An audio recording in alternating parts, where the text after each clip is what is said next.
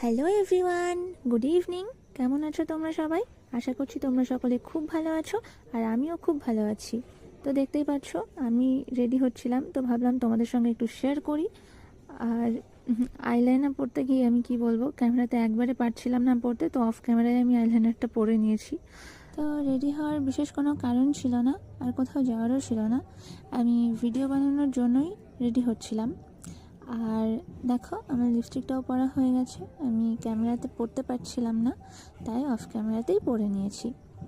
তো যেটা দেখছো, ইয়াররিংটা আমি পরছি, এটা খুব খুব প্রিয় একটা ইয়াররিং আমার। আর আমার খুব ভালো লাগে এমনি বড় বড় ইয়াররিংগুলো পরতে।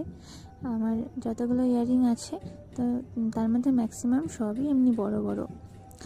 তো দেখো আমি প্রায় রেডি হয়ে গেছি। শাড়িটা আমি নিজে